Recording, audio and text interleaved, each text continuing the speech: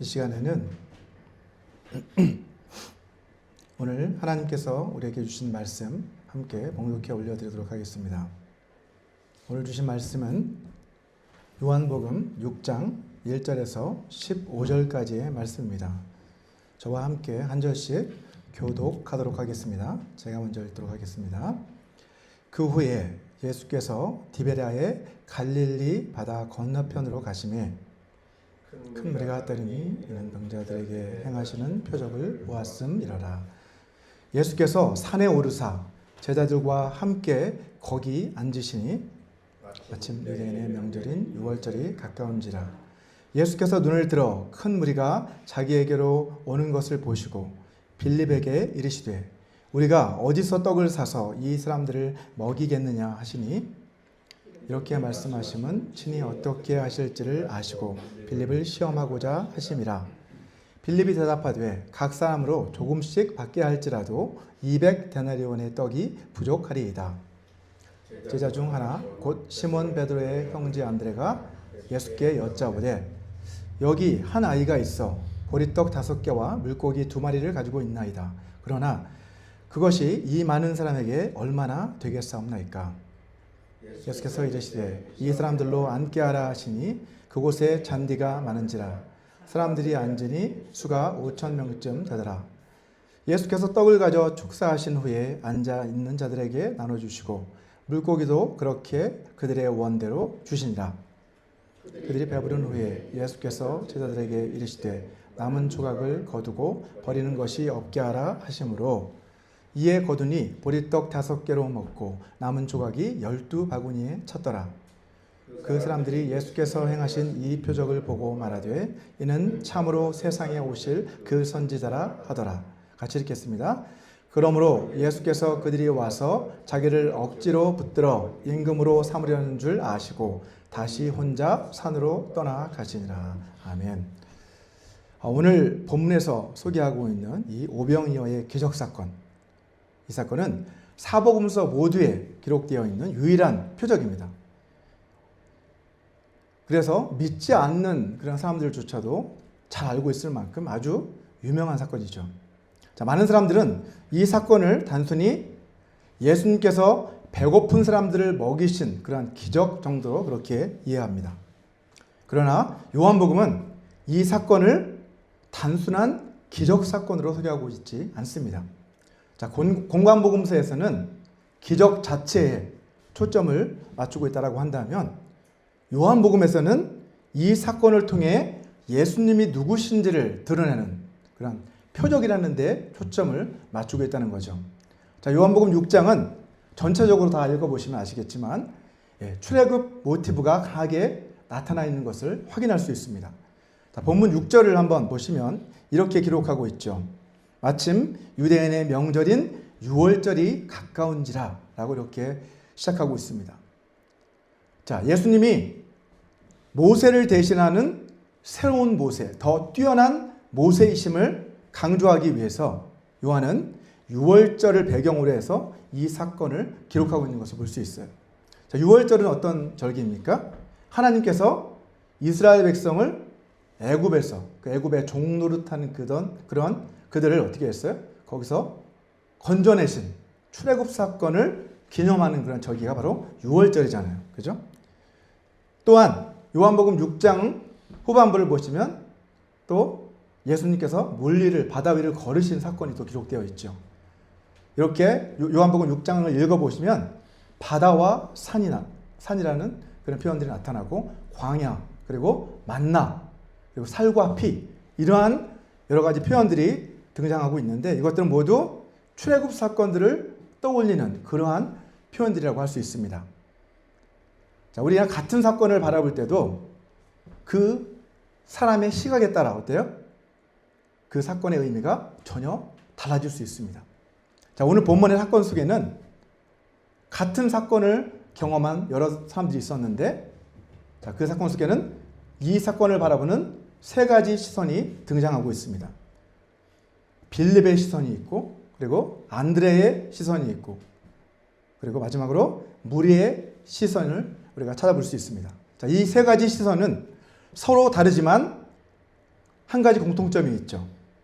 그들은 모두 다 예수님께서 이 사건을 통해 보여주시고자 하시는 그러한 영적인 진리를 깨닫지 못했다라고 하는 그러한 공통점을 가지고 있습니다. 오늘 우리는 이 세 가지 시선을 하나씩 살펴나가 보고, 그리고 마지막으로 우리에게 필요한 믿음의 시선, 곧 하나님의 시선으로 이 사건을 살펴보도록 하겠습니다. 자, 첫 번째는 빌립의 시선이죠.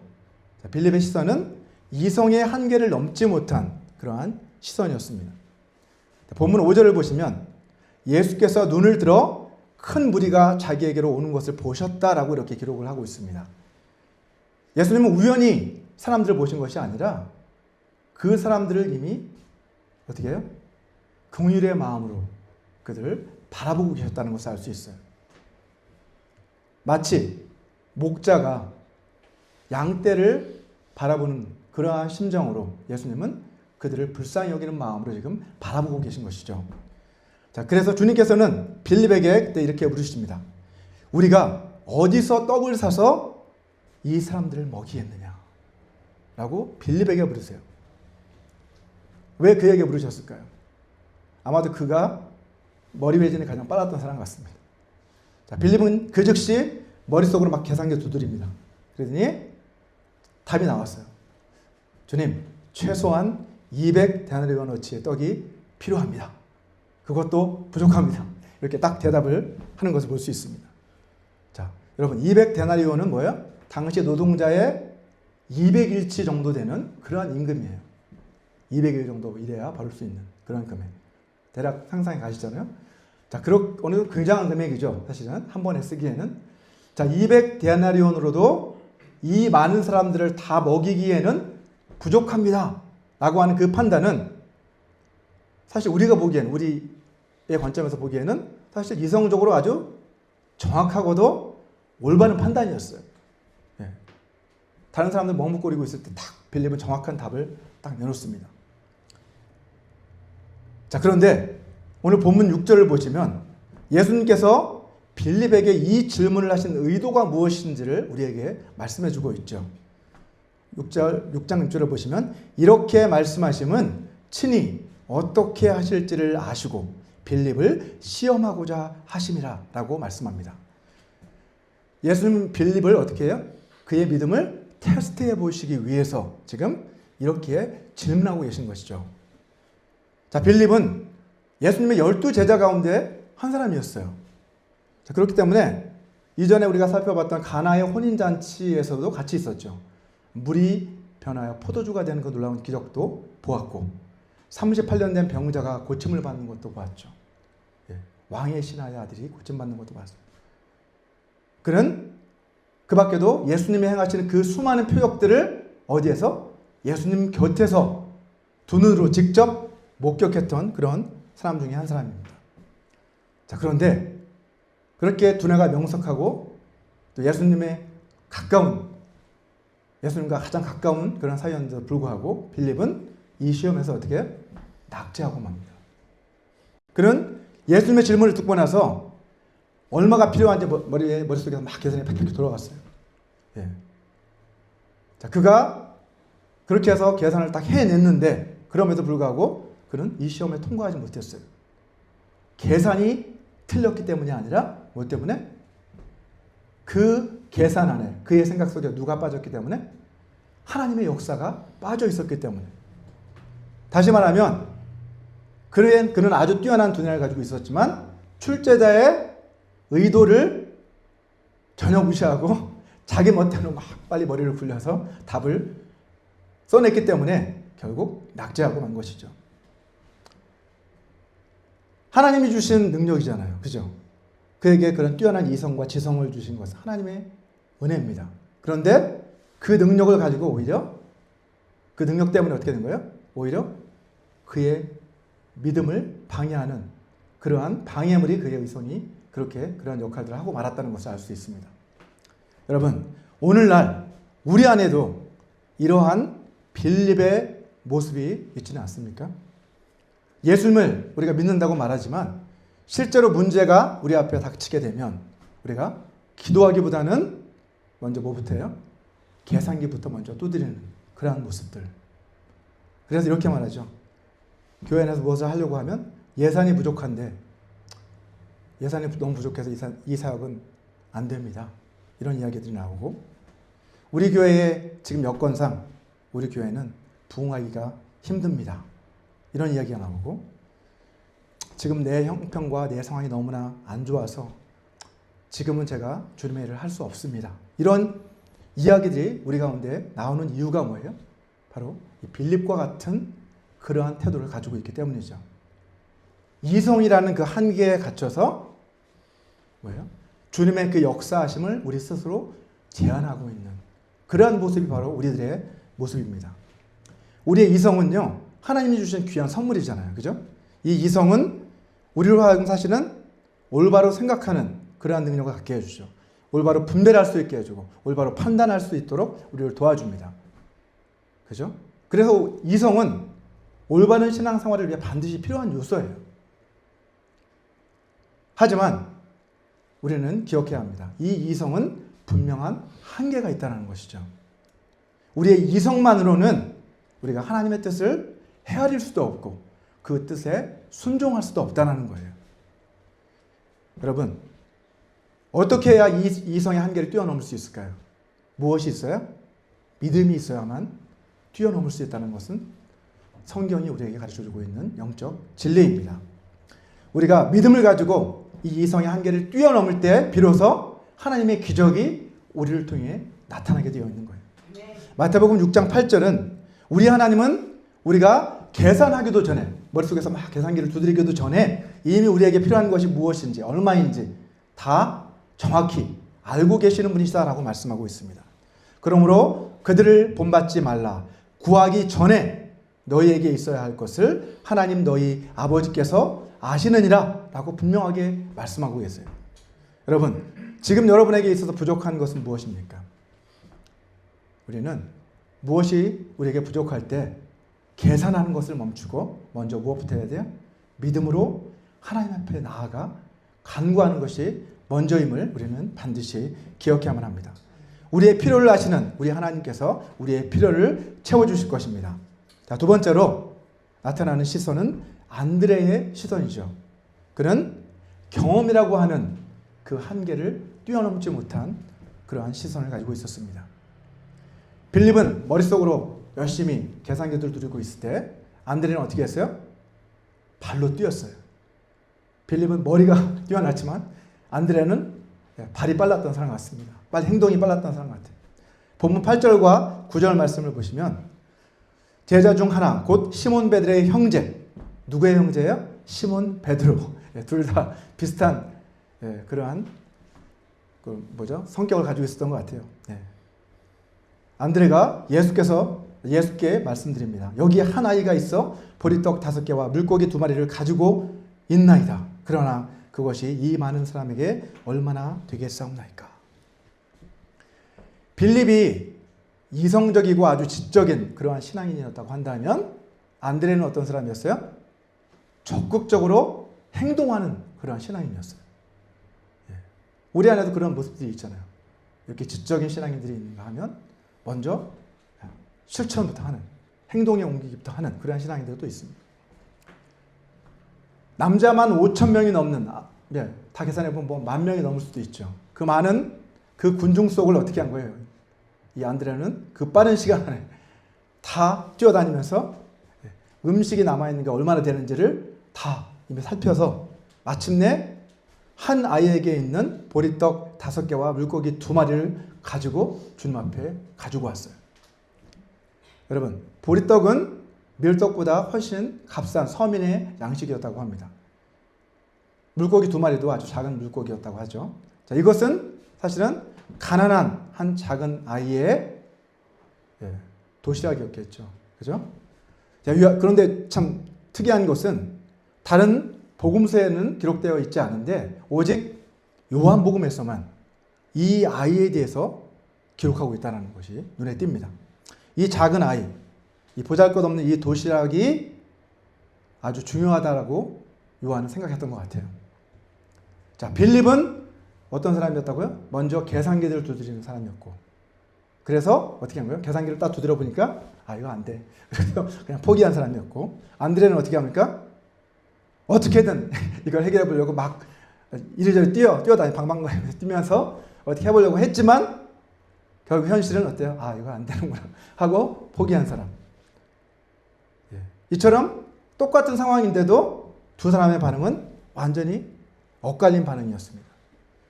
여러분, 안드레는 적극적인 사람이었잖아요. 그죠? 그는 사실 대단한 행동력을 가진 그런 사람이었습니다. 어떻게 보면 한번 칼을 뽑았으면, 남자가 칼을 뽑았으면 무라도 베야지 하는 이러한 성격의 사람이었던 것 같아요. 자, 그러나 안타깝게도 안드레가 내뱉은 그 마지막 말 한마디는 어떻습니까? 그가 가진 한계를 여실히 드러내 보여주고 있습니다.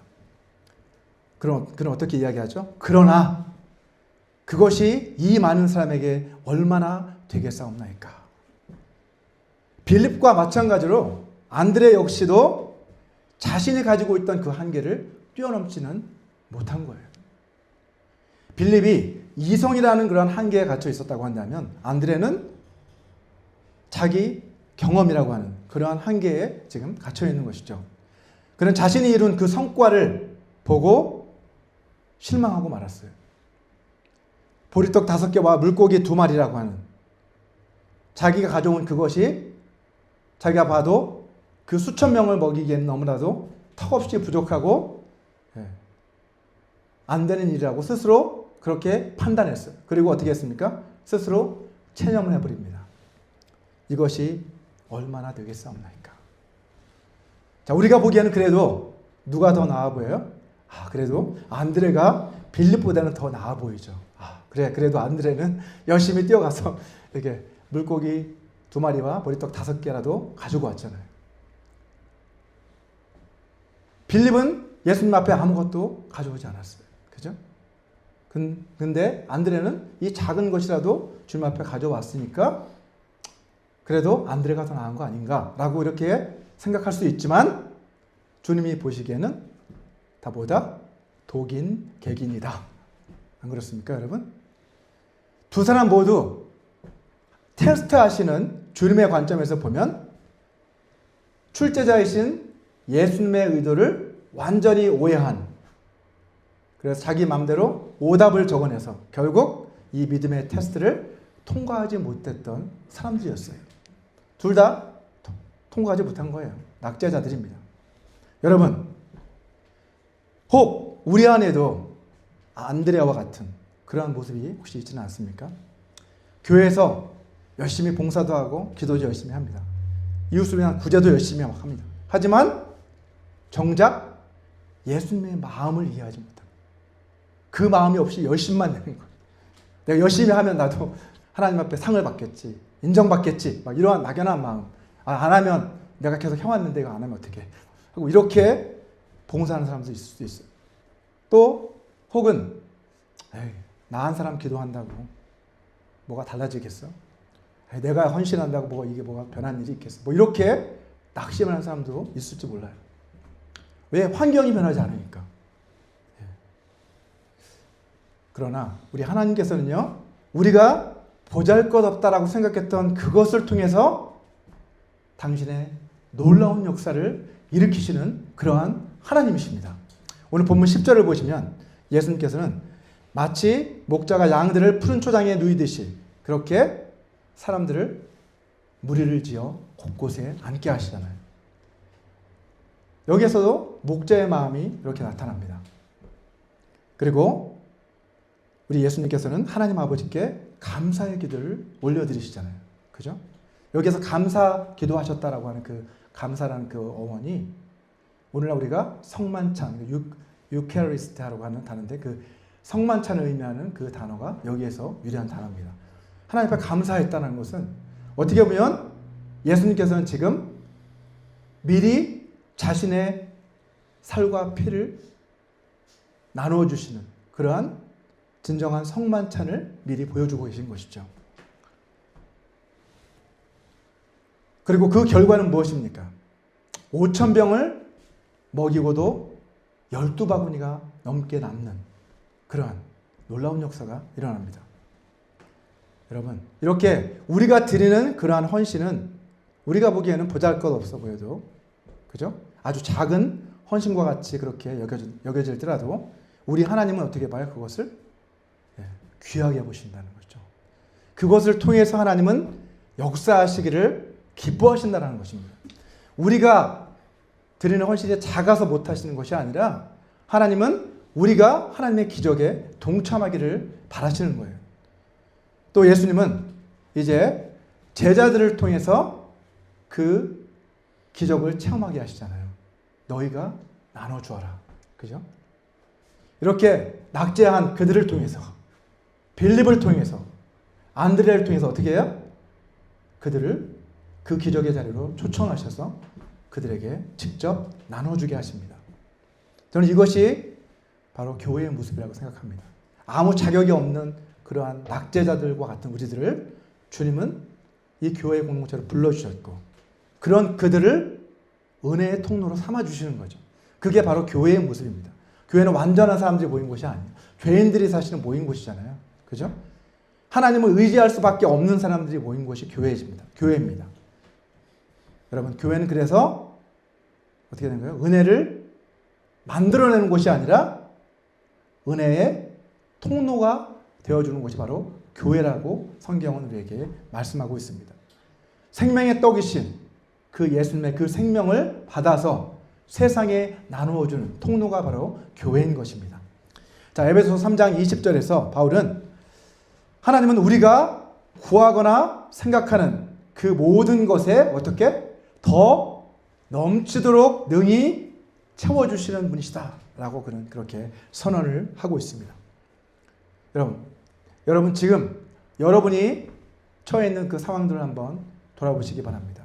혹시 여러분이 가지고 있는 그것이 이 보리떡 5개와 물고기 2마리처럼 아주 작고 보잘것없는 그러한 것밖에 드릴 것이 혹시 없다고 그렇게 낙심하고 계시지 않습니까? 여러분, 우리 주님은 뭐라고 말씀하세요? 그것을 내게로 가져오라 라고 주님 말씀하십니다. 중요한 것은 우리가 얼마나 귀하고 값진 것을 드렸느냐가 아니라 뭐가 중요한 거예요? 내가 이것을 믿음으로 주님 앞에 드렸느냐 드리지 않았느냐, 그것이 중요하다는 것을 오늘 본문은 우리에게 분명하게 가르쳐주고 있습니다. 마지막으로 세 번째 시선은 어떤 시선이었어요? 무리들의 시선이었습니다. 이 무리의 시선은 욕망이라고 하는 그 한계를 뛰어넘지 못한 그러한 시선이었습니다. 오늘 본문 14절을 보시면 사람들은 이 표적을 보고 이렇게 말하죠. 이는 참으로 세상에 오실 그 선지자다 라고 그들은 고백을 합니다. 자, 이것은 어떤 말씀에 기초한 걸까요? 구약 신명기서에 보면 18장 15절 말씀입니다. 우리 같이 한번 읽어볼까요? 시작. 신명기 18장 15절 말씀입니다. 없습니까? 제가 읽어드리겠습니다. 내 하나님 여호와께서 너희 가운데 내 형제 중에서 너를 위하여 나와 같은 선지자 하나를 일으키시리니 너희는 그의 말을 들을지니라 라고 이렇게 말씀하셨어요. 모세가 예언한 그 예언대로 하나님이 보내주신, 세상에 보내주신 그 선지자, 그분이 바로 누구시라는 거예요? 바로 예수님이시라는 것이죠. 자, 여기까지만 보면 그들은 예수님을 제대로 알아봤어요. 그죠? 맞지 않습니까? 예수님을 모세가 예언했던 그 선지자로 바로 알아봤습니다. 하지만 그 다음 절을 보시면 15절을 보면, 오늘 본문 15절을 보면 그들은 예수님을 어떻게 하라고 합니까? 자기들의 임금으로 삼으려고 그렇게 억지로 임금 삼으려 했다라고 그렇게 말씀하고 있어요. 그들이 기다렸던 그 메시아, 그들이 기다렸던 그 선지자는 어떠한 사람? 자신들의 배를 채워줄 왕, 로마의 압제로부터 자신들을 해방시켜줄 정치적인 메시아였던 것을 알 수 있죠. 자, 사람들은 이 오병이의 표적을, 이 무리들은 직접 그들도 경험한 사람들입니다. 하지만 그들은 이 표적이 가리키고 있는 그분은 정작 보지 못했습니다. 그들은 이 표적의 결과만 놓고 보고, 그 결과를 보고 정작 그 표적이 의미하고 있는 그 의미는 놓쳐버리고 만 것이죠. 자, 표적이 가리키는 그 마지막 궁극적인 대상은 누구셨습니까? 바로 이 세상 가운데 구원자로 오신, 메시아로 오신 예수 그리스도, 그분이셨습니다. 하지만 그들은 표적에만, 그 사인에만 시선이 머물러 있고 정작 그 사인이 가르쳐주고 있는 그분은 바라보지 못하는 그러한 사람들이었다는 것을 알 수 있죠. 왜 그들이 그렇게 예수님을 바라보지 못했을까요? 그들의 시선은 욕망이라고 하는 자신들의 그 육신의 한계에 갇혀 있었기 때문입니다. 자, 그들은 예수님이 행하시는 그 기적을 보고 이분이야말로 자신들에게 경제적인 자유 그리고 정치적인 자유를 우리에게 안겨주실 수 있는 해방자구나 라고 그렇게 그들은 기대한 것이죠. 그들이 예수님을 왕으로 초대하려고 했던 이유가 뭐예요? 예수님을 자신들이 필요해서 자신들의 필요를 채워줄 수 있는 그러한 능력을 가진 사람이 바로 이 사람이기 때문에 우리가 이 사람을 왕으로 세워야 되겠다라고 그렇게 그들은 판단했던 것입니다. 육신의 욕망에 눈이 멀어서 그들은 정작 예수님은 이 세상에 그러한 왕으로 오신 분이 아니라 그죠? 하나님 나라의 왕으로 이 세상 죄를 지고 가시는 유월절 하나님의 어린 양으로 오신 만왕의 왕이시라는 것을 그들은 놓치고 말았던 것입니다. 여러분, 그런데 안타깝게도 오늘날 교회 안에도 이 무리의 시선과 같은 그러한 시선을 가진 사람들이 너무나도 많습니다. 그냥 주일날 가면 밥을 주니까 교회에 나오고 사람들과의 어떤 그러한 관계를 좀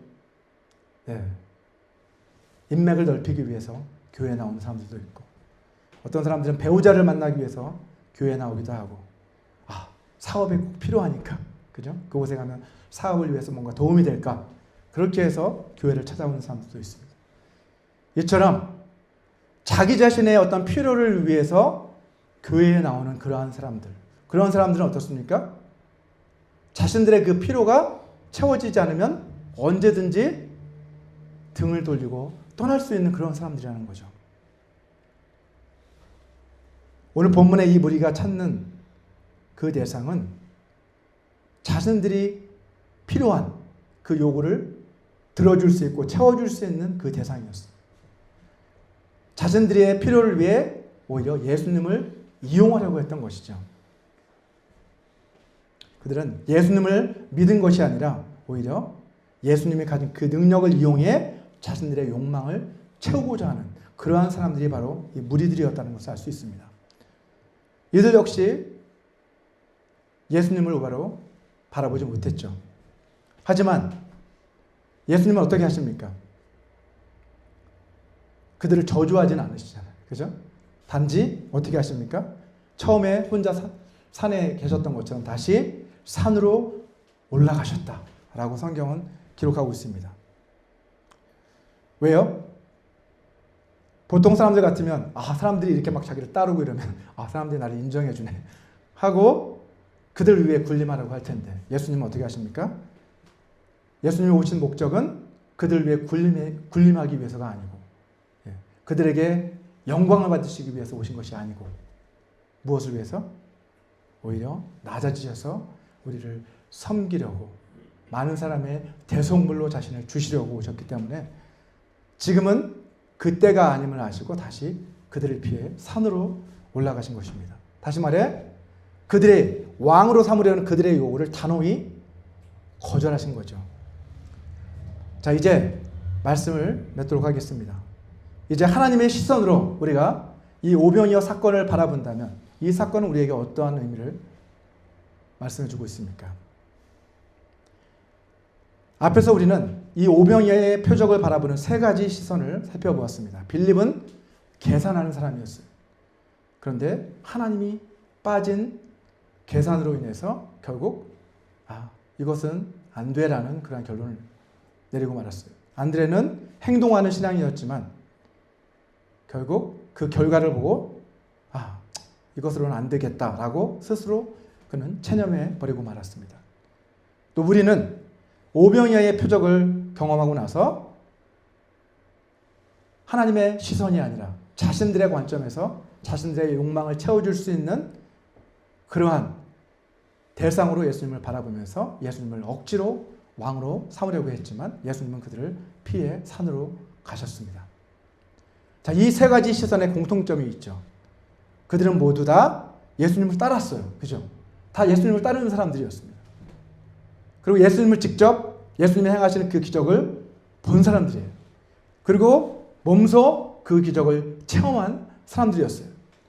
그러나 예수님께서 이 표적을 통해서 정작 보여주시려고 했던 그 영적인 진리는 그들은 깨닫지 못했다라고 하는 그러한 공통점을 가지고 있습니다.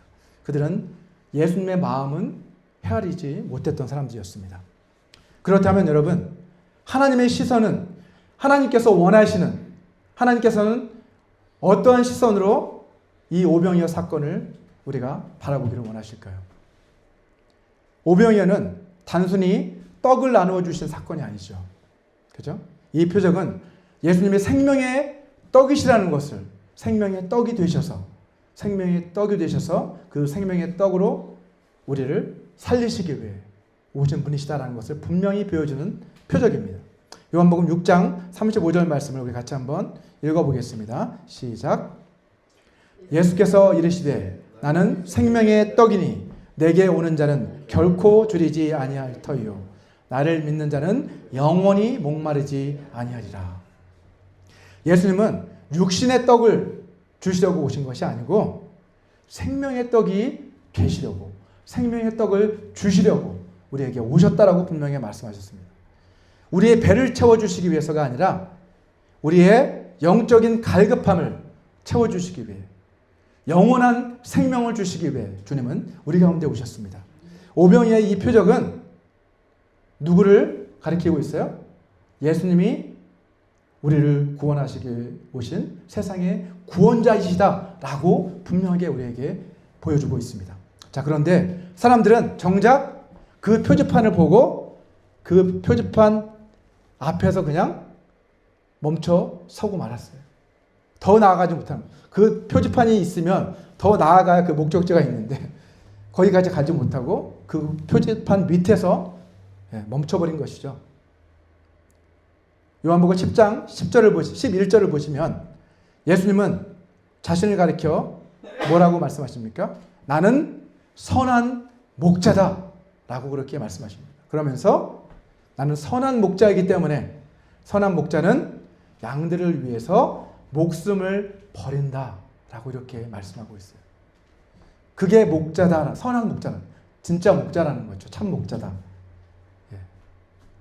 양들을 먹이기 위해서 목자가 필요하잖아요. 그런데 예수님은 우리 육신의 양식을 먹이는 목자가 아니라 우리 영혼의 생명을 살리는 목자이시기 때문에 그러기 위해선 자신을 내어주시는 그런 십자가의 길을 걸으셔야만 했다는 것이죠.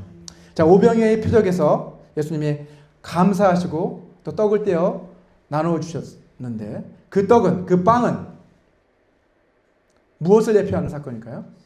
그렇죠. 장차 예수님이 지실 십자가 그 사건을 예표하는 것을 알 수 있습니다. 자신의 그 몸을, 그 살을 떼어주시고 그 피를 쏟으시는 예수님이 우리를 위해서 내어주신 그 영원한 생명의 은혜를 우리에게 미리 보여주신 사건이 바로 이 오병이어의 사건이라는 것입니다. 여러분, 이것이 바로 하나님의 시선으로 바라본 오병이어 사건의 진정한 의미입니다. 하나님의 시선은 이 표적 안에서 무엇을 보는 거예요? 앞으로 일어날 십자가 사건을 바라볼 수 있어야만 합니다. 생명의 떡이 되시기 위해 자기 몸을 내어주신 선한 목자 되신 우리 주님을 이 표적을 통해 우리는 발견할 수 있어야 한다는 것이죠. 여러분은 지금 어떠한 시선으로 주님의 역사를 바라보고 계십니까? 혹 우리도 빌립처럼 계산하는 그러한 신앙을 가지고 있지는 않습니까? 안드레처럼 결과를 보고 스스로 체념하는 그러한 신앙에 머물러 있지는 않으십니까? 또 우리처럼 자신의 욕망을 채우기 위한 그 도구로 예수님을 혹시 이용하고 있지는 않습니까? 우리는 믿음의 눈, 곧 하나님의 시선으로 우리는 하나님이 행하시는 그 역사들을 바라볼 수 있어야만 합니다. 하나님의 시선은 이성과 경험과 욕망이라고 하는 그 한계를 뛰어넘을 수 있는 유일한 길입니다. 우리가 믿음을 가지고 하나님의 역사를 바라볼 때 하나님께서는 우리의 믿음을 통해서 하나님의 놀라운 기적을 우리의 삶 가운데 행하실 것입니다. 우리 이 시간 오늘 주신 이 말씀을 기억하시면서 다 같이 기도하는 시간을 갖기 원합니다.